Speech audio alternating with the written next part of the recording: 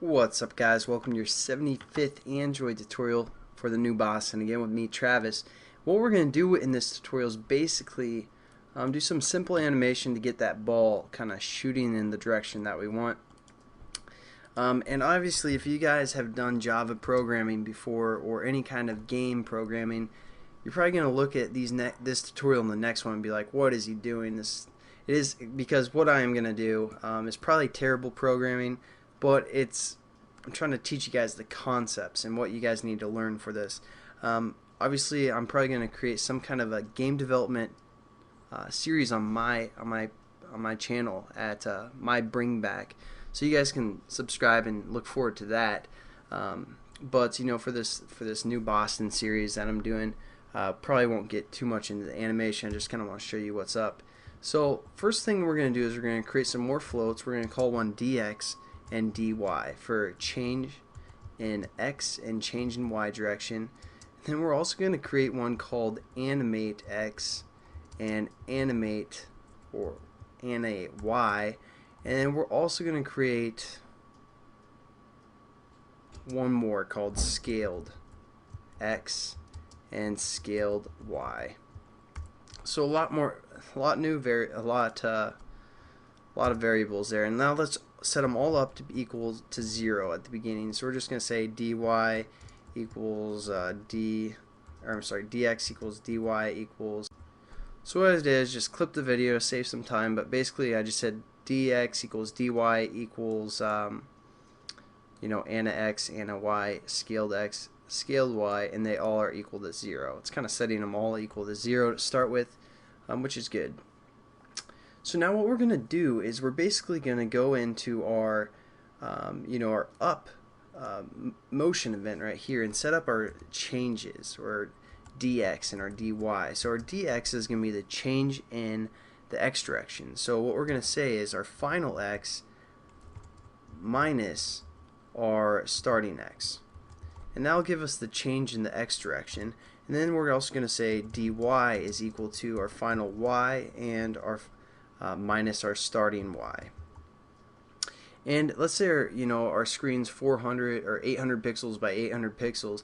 Basically, this change in x could be up to 800, up to quite a few pixels, like 1,000 or something like that. I don't know the math exactly, but so we don't want it to be that big. So what we're going to do is we're going to kind of scale it down. So we're just going to say our scaled x is equal to our dx divided by, like, let's just do 30 and see how that works.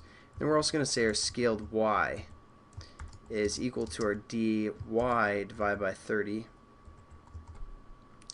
And there we go. We kind of have our scaled variables set up. Now what we're going to want to do is we're going to go into our actual animation. And so what we're going to just quickly do is we're going to copy the one that prints the ball, which was our test, is what we defined there. So we're going to copy that and we're going to paste it when our finals don't equal anything. So we're going to paste that above our x, or actually let's do it below our x, or a plus symbol there. And there we go. Now we're going to print a ball, again just centered. Everything is pretty much the same as how we printed it here, but now it's just going to print when it's finalized. And what we're going to say is we're going to say minus now our ana x, which is going to be our scale. Did we set that up yet? No. Okay. Basically, this is going to be our animated x, how much it's going to change each time in each direction. So we'll get to what that actually is set to here in a second, but we're also going to set this equal to ani y. And now we just need to set up these variables. And as you can see right now, this is equal to 0 because that's what we set it up to be on create. So after it runs through here, we're going to change it a little bit after this if statement, and we're going to change that value. And so what we're going to say is we're going to say ani x equals ani x plus our scaled x. So again, our scaled x is equal to our displacement in the x direction divided by 30. So would be, you know, that, and then it's gonna, every time it loops through, it's gonna add more to this X direction, which is gonna affect, you know, where we paint on our canvas for a bitmap. I don't know if that made quite sense or not, or if this is making sense at all, especially, you know, probably isn't, but hopefully you guys kind of are picking up on some stuff, especially the new programmers. This is kind of how you do the animation. Not necessarily, generally you'd want to have some kind of framework that handles all your animations for you, but like I said, I just wanted to show you guys a quick animation. So we aren't quite done. Let's just run it and see what it looks like. Obviously there's going to be quite a few things that we still need to do, and we'll finish up in the next tutorial, but we kind of got the basics down. Very basic stuff. So we're going to click, and we're going to like let go here, and there we go. Our ball shoots off in that direction. Obviously we still have this printed ball, so we're going to get rid of that, and let's try again.